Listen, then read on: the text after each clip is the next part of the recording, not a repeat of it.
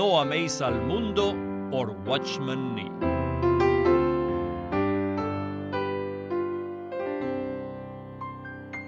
Esta grabación de la lectura del texto completo fue producida en el año 2004 por Living Stream Ministry, quien posee el derecho de reproducción.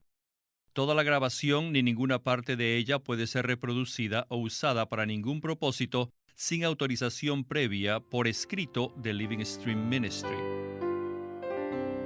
Prefacio a la edición en audio. En julio de 1938, Watchman Nee viajó de su tierra natal, Shanghái, en la China, a Europa y permaneció allí hasta mayo del año siguiente. Y durante ese tiempo viajó por Europa y dio muchos mensajes de la luz que el Señor le había concedido. El hermano Nee habló estos mensajes en inglés y mucho de lo que dijo están contenidos en libros publicados y editados por la casa editorial de Angus Kinnear, las publicaciones Kingsway. Estos libros, que incluyen la vida cristiana normal, han llegado a ser los más conocidos del ministerio de Watchman Nee en español y han ayudado a miríadas de cristianos. Living Stream Ministry ha obtenido los derechos de autor en audio para varios de estos libros y nos complace presentar esta lectura de No améis al mundo. Esta lectura no es una versión abreviada, sino completa de la más reciente publicación del Sr. Kinnear. Living Stream Ministry agradece a la casa publicadora Kingsway por su cooperación en esta presentación. No améis al mundo por Watchman Nee.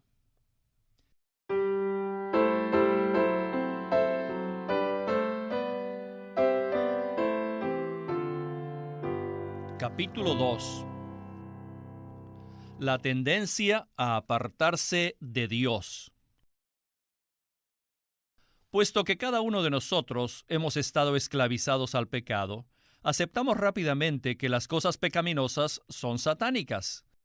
Pero, ¿creemos que las cosas del mundo también son satánicas? Yo creo que muchos de nosotros aún dudamos de esto. Sin embargo, las Escrituras nos dicen con mucha claridad que el mundo entero yace en el poder del maligno. Satanás sabe perfectamente que, hablando en términos generales, es vano e inútil tratar de engañar a los verdaderos creyentes por medio de cosas que son positivamente pecaminosas. Ellos, por lo general, se darán cuenta del peligro y lo eludirán a él. Por eso, Satanás se ha ingeniado una red seductora que ha tejido con tal habilidad que atrapa hasta los hombres más inocentes.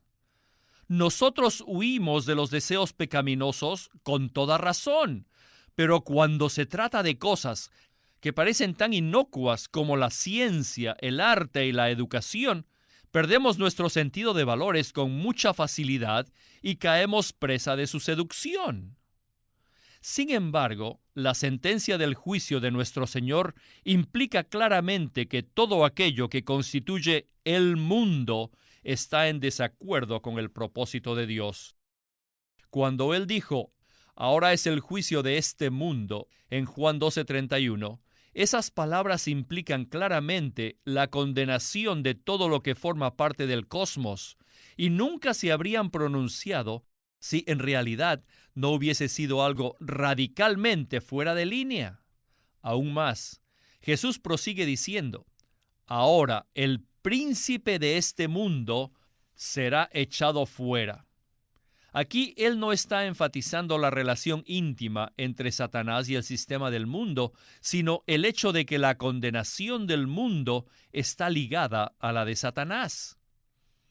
¿Reconocemos nosotros que Satanás hoy día es el príncipe de la educación, de la ciencia, de la cultura y de las artes, y que éstas están igualmente condenadas con él? ¿Reconocemos que él es, en efecto, el amo de todas las cosas juntas que forman el sistema del mundo? Cuando se menciona un salón de baile o un club nocturno, nuestra reacción como cristianos es de inmediata desaprobación. Para nosotros, ese es el mundo por excelencia. Sin embargo, cuando nos vamos al otro extremo y discutimos acerca de la ciencia médica o del servicio social, quizás no haya ninguna reacción. Estas cosas reciben nuestra aprobación tácita y tal vez nuestro apoyo entusiasta también.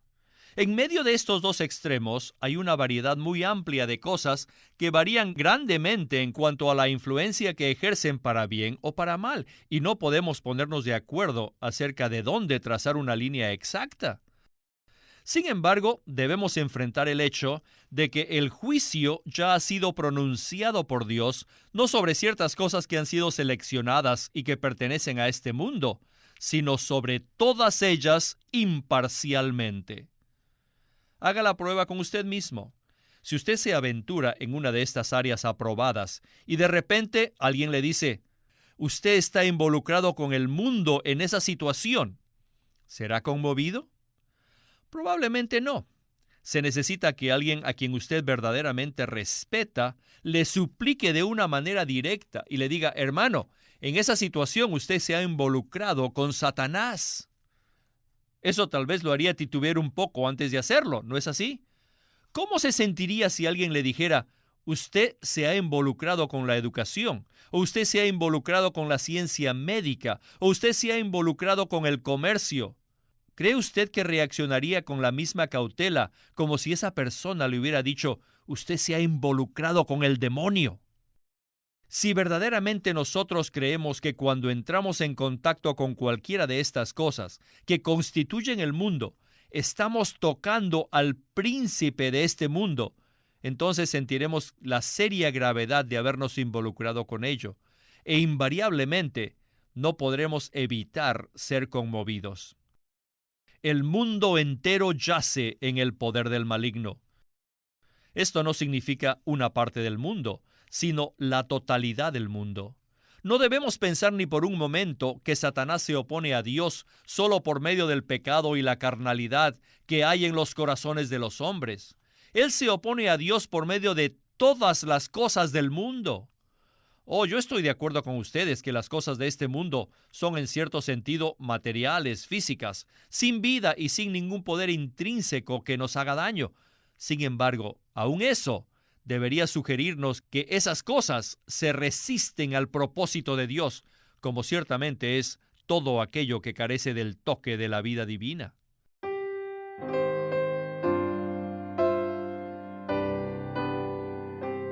La frase recurrente que vemos en Génesis, según su especie, representa una ley de reproducción que gobierna toda la esfera de la naturaleza biológica. Sin embargo, esta no gobierna en la esfera del espíritu.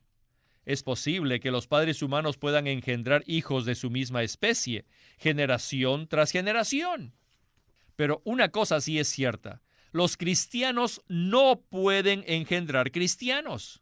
Ni aun cuando ambos padres son cristianos, no pueden engendrar automáticamente hijos cristianos. No, ni aun en la primera generación. Se necesita un acto fresco de Dios cada vez para que esto suceda. Este principio, sin duda, es aplicable más extensamente en los asuntos de la humanidad. Todo lo que pertenece a la naturaleza humana continúa de manera espontánea, mientras que todo lo que pertenece a Dios continúa siempre y cuando continúe el trabajo de Dios. El mundo es todo aquello que incluye todo lo que pueda continuar independientemente de la actividad divina. Esto es, que puede continuar por sí misma, sin necesidad de actos específicos de Dios para mantener su frescura. El mundo y todo lo que pertenece al mundo hace esto de manera natural. Es su naturaleza, y al hacerlo se mueve en la dirección contraria a la voluntad de Dios. Tratemos de ilustrar este hecho por medio de las Escrituras y de las experiencias cristianas. Tomemos primero el área de la ciencia política. La historia de Israel en el Antiguo Testamento nos muestra un ejemplo de una nación altamente privilegiada, como también nos muestra su gobierno. Se nos dice que el pueblo de Israel quería tener cierta relación con las naciones alrededor de ellos, y por eso, en su corazón, anhelaron tener un rey. Vamos a dejar de lado por un momento la manera en que Saúl fue elegido y avancemos al punto donde Dios les dio al rey que ellos habían elegido y quien establecería el reino bajo la dirección de Dios. A pesar de que esto fue claramente hecho por Dios, la tendencia natural del reino demostró ser como las naciones y se apartó de Dios. Puesto que un reino es algo mundano, al tratar de guardar las cosas del mundo, tiende a entrar en conflicto con el propósito divino. Cuando en cualquier lugar del mundo se deje un gobierno a sí mismo, éste seguirá su curso natural, el cual es apartarse de Dios más y más. Aunque el pueblo de Israel era la nación escogida por Dios, el reinado de Saúl funcionó igual que la política nacional secular. Cada vez que Dios descontinuó sus actos específicos a nombre de su pueblo, el reino de Israel se desvió a una alineación política idólatra. Es cierto que hubo algunos recobros, pero cada uno estuvo marcado por una intervención divina definida. Y sin tal intervención, la tendencia era ir siempre cuesta abajo. Realmente casi no nos sorprendería saber que esto mismo es cierto en el campo del comercio. No puedo pensar en ninguna área donde exista tanta tentación a la deshonestidad y a la corrupción como el comercio. Todos nosotros conocemos algo de esto. Todos sabemos lo difícil que es permanecer en la senda recta y conducir honestamente los asuntos en el mundo tan competitivo del comercio. Muchos dirían que es imposible. Y ciertamente, para hacerlo, se necesita una vida entregada a Dios de manera especial.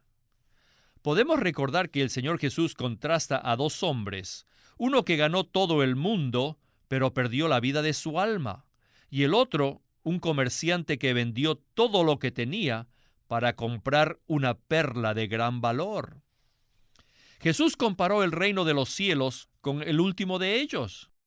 Frecuentemente, el Espíritu de Dios ha movido a hombres de negocios a hacer lo que hizo el negociante de Mateo.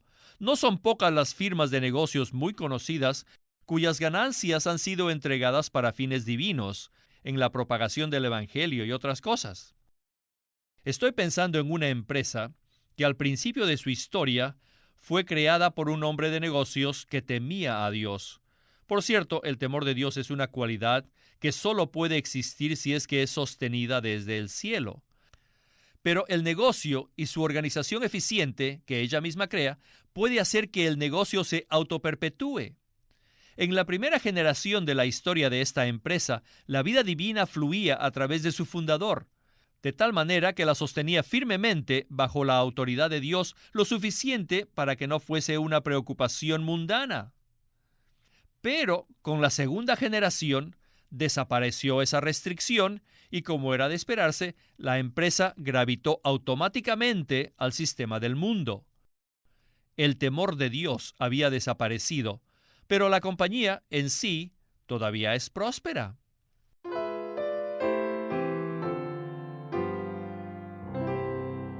Supongan que ahora tomamos como ejemplo un asunto tan aparentemente inocente como la agricultura. El libro de Génesis, que fue escrito en un mundo primitivo de rebaños de ovejas y agricultura, tiene algo que decirnos. Después de la caída de Adán, Dios se sintió compelido a decirle: «Maldita será la tierra por tu causa. Con dolor comerás de ella todos los días de tu vida. Espinos y cardos te producirá. Con el sudor de tu rostro comerás el pan hasta que vuelvas a la tierra». A nadie se le ocurriría que en el huerto del Edén, donde florecía el árbol de la vida, la agricultura o la jardinería estaban mal. Había sido ordenado por Dios. Pero tan pronto como esta actividad se apartó de la mano de Dios, se deterioró. El hombre fue condenado a una interminable faena pesada y aburrida. Fue condenado a la desilusión, y el fruto de su trabajo quedó marcado por un elemento de perversidad. Por medio de la liberación de Noé, se inició el gran mover del recobro de Dios, por medio del cual se le dio un nuevo comienzo a la tierra. Pero cuán rápida y trágica fue su regreso a lo anterior. Leemos: después comenzó Noé a labrar la tierra y plantó una viña, y bebió del vino y se embriagó, y estaba descubierto en medio de su tienda. Por supuesto, la agricultura no es pecaminosa en sí misma, pero aquí vemos cómo ya estaba en una dirección apartada de Dios. Simplemente con dejarla seguir su tendencia natural, ella tomará un curso que es diametralmente opuesto a Dios. Podemos ver esto hoy en los grandes desastres físicos, como las sequías en los continentes. Qué diferente es la iglesia, que es la labranza de Dios. Por la gracia de Dios y el Espíritu que mora en ella, la iglesia posee un poder de vida, si es que coopera con ella, capaz de mantenerla moviéndose hacia Dios, o de llamarla de regreso a Dios en caso de que se desvíe.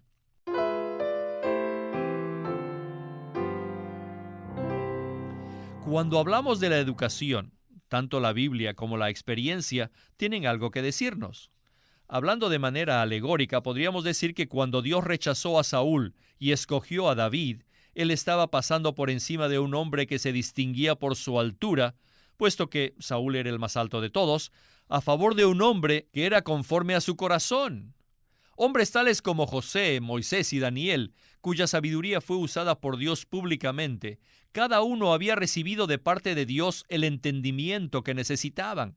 Ellos habían recibido muy poca educación secular, y el apóstol Pablo claramente dijo que estimo todas las cosas como pérdida por la excelencia del conocimiento de Cristo Jesús, mi Señor. Él claramente hace una diferencia entre la sabiduría de este mundo y la sabiduría que proviene de Dios. Pero es la experiencia la que demuestra la esencial mundanalidad de la erudición como tal. La mayoría de las universidades históricas occidentales fueron fundadas por hombres cristianos que tenían el deseo de proveer a sus contemporáneos con una buena educación bajo la influencia cristiana. Mientras los fundadores estuvieron vivos, el nivel de aquellas fundaciones era elevado, debido a que estos hombres introducían un verdadero contenido espiritual en ellas. Sin embargo, cuando estos hombres fallecieron, el control espiritual también murió, y la educación siguió su curso inevitable hacia el mundo del materialismo y se apartó de Dios. En algunos casos es posible que esto se haya demorado mucho, ya que las tradiciones religiosas son difíciles de terminar, pero la tendencia siempre ha sido muy obvia y finalmente ahora todas han acabado cumpliendo con su destino. Cuando las cosas materiales están bajo el control espiritual, ellas cumplen apropiadamente con su papel de subordinación, pero una vez que son liberadas de esa restricción, manifiestan muy rápidamente el poder que yace detrás de ellas. La ley de su naturaleza es expuesta y su carácter mundano se pone a prueba por el rumbo que toman. La propagación de la obra misionera en esta era nos da la oportunidad de probar este principio en las instituciones religiosas actuales y en nuestra tierra. Hace más de un siglo, la Iglesia decidió establecer en la China colegios y hospitales con un enfoque espiritual definido y con un objetivo evangelístico. En aquellos días iniciales, no se les daba mucha importancia a los edificios, mientras que sí se le daba un énfasis considerable al papel de las instituciones en la predicación del Evangelio. Hace 10 o 15 años, uno podía ir a los mismos terrenos y encontrar en muchas partes unas instalaciones más grandes y refinadas que las originales, pero comparado con los años iniciales, tenían muchos menos convertidos. Hoy día, la mayoría de esos colegios y universidades espléndidas se han convertido en puros centros educacionales que carecen de cualquier motivación evangélica, al igual que muchos hospitales que existen meramente como sitios de sanidad física y no sanidad espiritual. Los hombres que iniciaron tales obras habían logrado que esas instituciones perseveraran en el propósito de Dios por medio de andar cerca de Dios, pero una vez que murieron, las mismas instituciones gravitaron rápidamente hacia los estándares y las metas del mundo, y al hacerlo, se clasificaron a sí mismas como cosas del mundo. No deberíamos sorprendernos que esto sea así.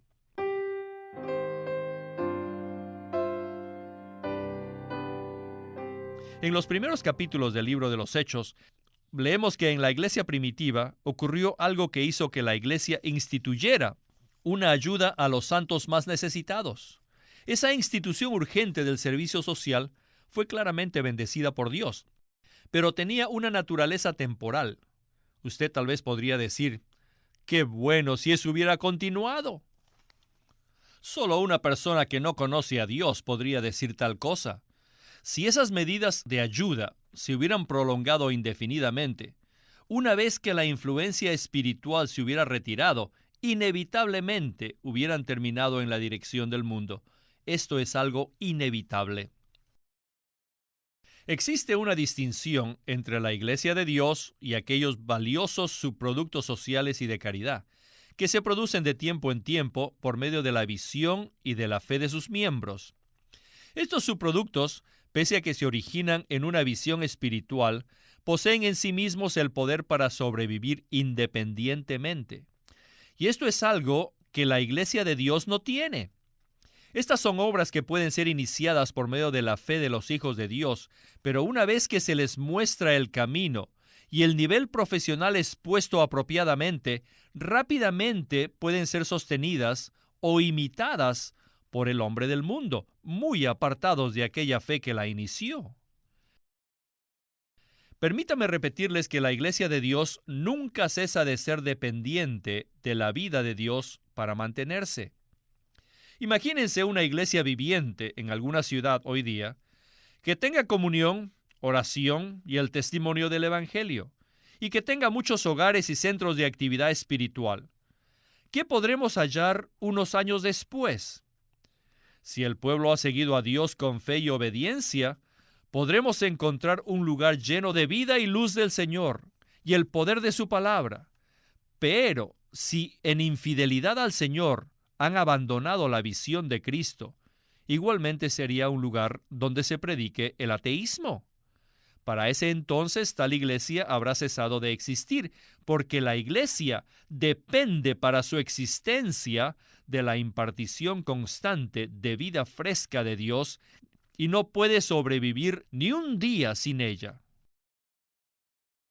Pero supongamos que paralelamente a la obra de la iglesia exista un colegio, un hospital, una casa editorial o cualquier otra institución religiosa que se haya originado en la fe de los mismos miembros de la iglesia.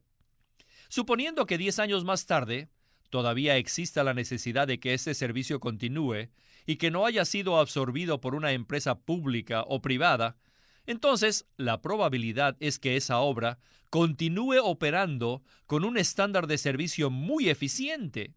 Una universidad o un hospital pueden funcionar eficientemente a nivel institucional sin necesidad que haya el influjo de la vida divina, simplemente teniendo un conocimiento administrativo. Es posible que la visión se haya ido, pero el establecimiento puede seguir adelante indefinidamente. De hecho, ha llegado a ser una institución tan mundana como todas las demás que se pueden sostener aparte de la vida de Dios. Y tal cosa está incluida en la sentencia del Señor: ahora es el juicio de este mundo. Supongamos que yo le hago la siguiente pregunta: ¿en qué trabaja usted? Usted me contesta: soy médico. Usted ha dicho esto sin estar consciente del peligro que encierra, sino basado en el orgullo de la naturaleza compasiva de su vocación. Pero si yo le digo que la ciencia médica es una de las áreas del sistema que Satanás controla, ¿qué diría? Suponiendo que usted como cristiano me tome en serio, entonces se alarmará, y su reacción será considerar la posibilidad de abandonar su profesión. Pero no, por favor, no renuncie a ser doctor, pero camine con cuidado, porque usted anda en un territorio que es gobernado por el enemigo de Dios, y si usted no está alerta, es susceptible de ser presa de sus maquinaciones como cualquier otra persona. Supongamos que usted es un ingeniero, un agricultor o un publicador. Tenga cuidado, porque estas cosas también son del mundo, igual que manejar un sitio de entretenimiento o mantener un vicio. A menos que usted sea muy cuidadoso, será atrapado en las trampas de Satanás y perderá la libertad que es suya como hijo de Dios. Entonces, usted puede preguntar, ¿cuándo seremos liberados de esos enredos? Muchos piensan que escapar del mundo es un asunto de consagración y de dedicarse con todo corazón a las cosas de Dios. Pero no es así. Es un asunto de salvación. Por naturaleza, todos estamos atrapados en ese sistema satánico y no tenemos ninguna escapatoria aparte de la misericordia del Señor. Nuestra consagración no tiene poder para liberarnos. Somos dependientes de su compasión y de su obra redentora para ser salvos de ese sistema. El Señor es capaz de hacerlo y la manera como lo hace será el tema de nuestro próximo capítulo. Dios puede ponernos sobre una roca y evitar que nuestros pies resbalen. Al ser ayudados por Él, podemos poner nuestra profesión al servicio de su voluntad por el tiempo que Él desee. Pero permítame repetirles de nuevo que la tendencia natural de todas las cosas del mundo es ir hacia Satanás y apartarse de Dios. Es posible que algunas de esas obras hayan sido puestas en marcha por hombres del Espíritu, con la meta de que vayan a Dios, pero tan pronto se remueve la restricción de la vida divina en ellas, automáticamente se desvían y toman otra dirección. Sin duda, los ojos de Satanás están puestos en el fin del mundo y en la perspectiva de que en ese momento todas las cosas del mundo regresan a él. Las cosas de este mundo se mueven todo el tiempo en esa dirección, y es de esperarse que al final de los tiempos hayan alcanzado esa meta. Cada vez que toquemos cualquier unidad del sistema satánico, debemos recordar esto y hacer una pausa. De otra manera, nos encontraremos ayudando inadvertidamente a construir el reino de Satanás.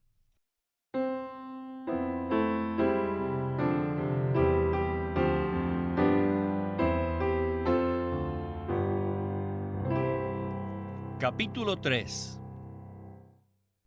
El mundo yace bajo el agua.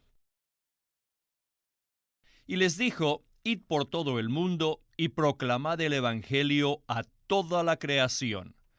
El que crea y sea bautizado será salvo, mas el que no crea será condenado. Marcos 16, 15 y 16. Para muchos de nosotros, la segunda oración nos llega de sorpresa. Jesús no dijo, el que crea y sea salvo será bautizado. Por el contrario, lo invirtió. Él dijo, el que crea y sea bautizado será salvo. Es muy arriesgado que nosotros cambiemos algo que el Señor dijo por algo que Él no dijo. Todo lo que Él dice es importante y cada palabra lo dice en serio. Si eso es así, entonces es un hecho que con solo tener fe en Él y ser bautizados, somos salvos. Algunos se sorprenderán y dirán, ¿qué significa esto? Por favor, no se sorprendan y no me culpen. Yo no dije eso, mi Señor lo dijo. Fue Él quien designó el orden. Primero la fe, luego el bautismo y finalmente la salvación. Nosotros no debemos cambiar este orden por la fe, la salvación y el bautismo, aunque es posible que prefiramos que sea así. Lo que el Señor dijo debe prevalecer y nosotros debemos prestarle atención. No voy a disculparme por tomar estas palabras de Marcos 16:16 como las auténticas palabras de Jesús, a pesar de que estoy consciente de que algunos críticos las cuestionan. Una vez visité una aldea rural y me topé con un sastre llamado Chen. Él había estado leyendo el Evangelio de Marcos y cuando llegó a este versículo, el cual los críticos afirman que no pertenece a dicho Evangelio, él simplemente creyó y confió en el Señor. Puesto que no había más cristianos en esa aldea, nadie pudo bautizarlo. ¿Qué debía hacer él? Luego leyó el versículo 20. Dios mismo había confirmado su palabra y para Chen eso era suficiente. Así que en su sencillez, él decidió poner a prueba una de las promesas del versículo 18. Por lo tanto, visitó a algunos vecinos que estaban enfermos. Después de orar, él impuso sus manos sobre ellos en el nombre de Jesús y regresó a casa. Él me dijo que con el tiempo y sin excepción, todos se recuperaron. Esto le produjo satisfacción. Una vez su fe fue confirmada, él continuó laborando silenciosamente en su trabajo de sastre. Cuando me lo encontré, él estaba testificando de su Señor. Si él podía tomar la palabra de Dios seriamente, ¿no debo yo hacer lo mismo? Repito de nuevo, el que crea y sea bautizado será salvo. Usted puede exclamar, ¿pretende decirme que usted cree en la regeneración bautismal? Ciertamente que no. El Señor no dijo crean, sean bautizados y nacerán de nuevo. Y puesto que no dijo eso, no tengo necesidad de creer en ello. Sus palabras son, el que crea y sea bautizado será salvo. Por lo tanto, lo que yo creo es en la salvación bautismal. Entonces, naturalmente, surge una pregunta. ¿Qué significa esta frase? ¿Y qué significa cuando Lucas dice, como respuesta a la exhortación de Pedro, sed salvos de esta perversa generación, en Hechos 2:40? Y luego, los que recibieron su palabra fueron bautizados. Para responder esto, primero necesitamos preguntarnos qué quiere decir la palabra salvos. Me temo que tenemos una idea muy equivocada acerca de la salvación. La mayoría de nosotros creemos que la salvación es ser salvos del infierno e ir al cielo, o también que hemos sido salvos de nuestros pecados para vivir desde ese momento en adelante una vida santa. Pero estamos equivocados. En las Escrituras vemos que la salvación va más allá, ya que no solo concierne con el pecado y el infierno, o la santidad y el cielo, sino con algo más. Sabemos que cada don que Dios nos da es para contrarrestar algo maligno que está en contraste con ello. Por ejemplo, Él nos da la justificación porque existe la condenación. Él nos da la vida eterna porque existe la muerte. Él nos ofrece el perdón porque existen los pecados. Entonces, ¿por qué nos da la salvación? La justificación va en contra de la condenación. El cielo contrarresta el infierno y el perdón se relaciona con los pecados. Entonces, ¿con qué se relaciona la salvación? Como veremos, la salvación se relaciona con el cosmos, con el mundo.